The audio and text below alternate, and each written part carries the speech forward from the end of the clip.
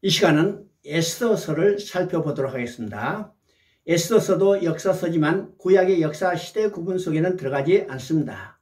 왜냐하면 에스더서에 전개된 사건은 수룹바벨이 주도한 1차 기환과 에스라가 주도한 2차 기환 사이에 기환하지 못하고 남아있던 유대인 사이에 일어났던 하나의 사건입니다. 에스더서는 구약의 역사서로는 마지막 책이지만 에스라와 느헤미야를 이해하는 데 매우 중요한 책입니다. 왜냐하면 고레스의 칙령 후에 이스라엘 백성들이 1차로 귀환한 80여 년 후에 어떻게 2차, 3차로 귀환하게 되는지 그 배경을 잘 설명해 주고 있기 때문입니다. 에스더서는 크게 두 부분으로 나눠집니다. 첫째 부분 1장부터 4장까지는 바사국에 남아있는 유대인들을 진멸하려는 음모가 핵책되고 있습니다. 그리고 두 번째 부분 5장부터 10장에서는 이 음모가 역전이 돼서 하나님의 백성들이 승리하고 영광을 얻게 되는 내용입니다. 우리가 성경을 읽을 때 에스더서처럼 창세기 3장 15절 내용을 정확하게 실현해 보이는 책도 달리 없습니다. 뱀의 후손의 대표인 유대인의 대적 하만이 여자의 후손의 진영인 유대인을 진멸하라고 핵척하지만 결국 자신이 만든 장대에 달려 죽게 됩니다. 이를 통해서 하나님의 계획은 절대로 실패하지 않으며 하나님은 자기 백성에게 변함없이 신실하신 언약의 하나님이심을 증거하고 있습니다. 에스더서 1장은 아하수에로 왕이 큰 잔치를 베풀었지만 그러나 이 잔치가 뜻밖의 왕후를 폐위하는 결과를 가져옵니다. 그리고 왕후의 자리를 그보다 나은 사람에게 주시라고 말합니다. 그러자 2장에서는 에스더가 왕후의 자리에 오르게 되고 모르드게는 궁중일기에 기록되게 됩니다.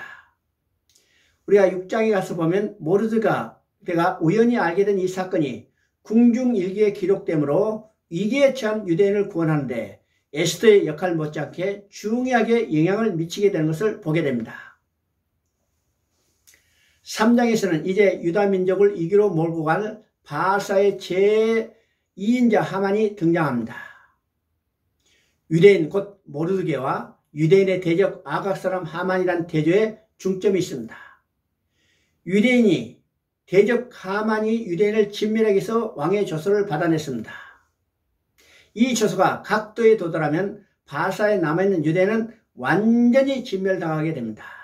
이 경각간의 순간에 모르드게가 에스더에게 찾아와서 이때 내가 만일 잠잠하여 말이 없으면 유다인은 다른 데로 말미암아 노임과 구원을 얻으려냐? 너와 내 아버지 집은 멸망하리라.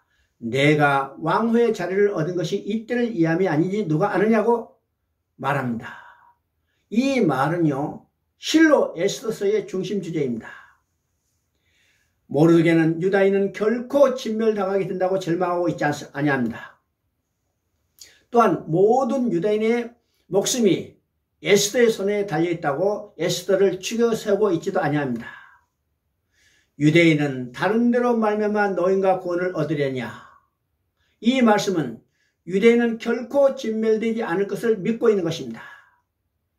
유대인은 반드시 노임과 구원을 받게 될 것이라고 확신을 갖고 말하고 있습니다.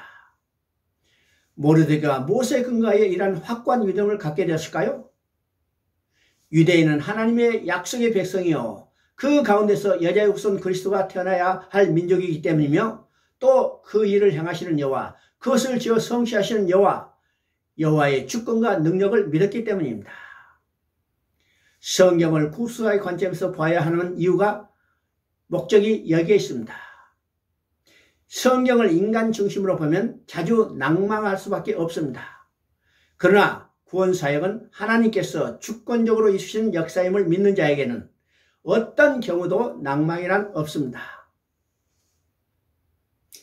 모르드게의 동료의 자극을 받은 에스더는 이제는 일어섭니다. 규례를 어기고 왕에게 나아가리라. 죽으면 죽으리라고 말합니다. 한마디로 내가 살고자 하면 반드시 죽으리라는 불변의 진리를 말해주고 있는 것입니다.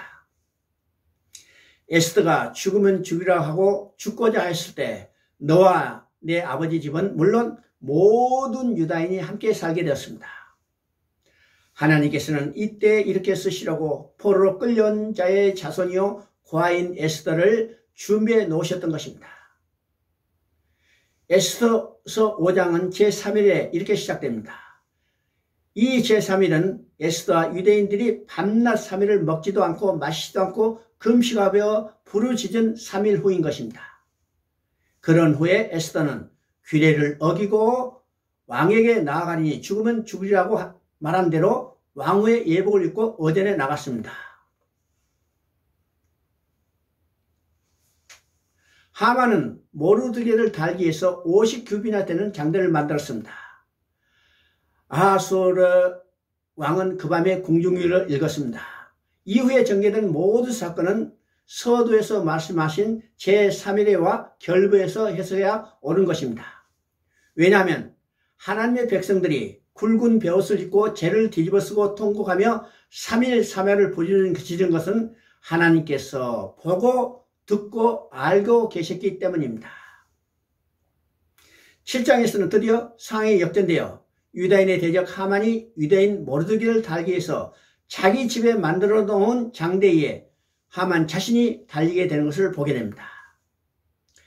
에스더서 9장의 중심점은 유대인들의 대적의 손에서 벗어나서 평안함을 얻게 된 것을 기념하기 위해서 지키게 되는 부림절입니다. 이 부림절을 지키되 자손 대대로 지켜 피하지 않기로 규례를 정한 데 있습니다. 성경의 넓은 문맥을 통해서 보면 뱀의 후손과 여자의 후손이란 이 두 줄기 사이에 적대가며 두 진영 간의 영적 싸움인 것을 보게 됩니다. 그러므로 두 대표 간의 싸움은 이미 결판이 난 상태라는 사실입니다. 하만과 모르드게의 대결에서 하만이 완패하고 말았습니다. 여기서도 사태는 반전이 된 것이죠. 그리고 성경이 궁극적으로 말씀하고자 하는 반전은 예수 그리스도의 십자가와 무덤을 통해서입니다.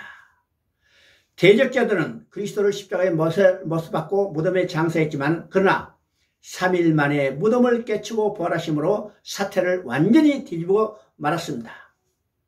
그리스도는 승리하시고 사단은 머리글을 상하게 된 것입니다. 두 대표 간의 싸움은 이미 결판난 것입니다. 주님의 제자들은 대장께서 승리해 놓으신 그 싸움을 싸우고 있습니다.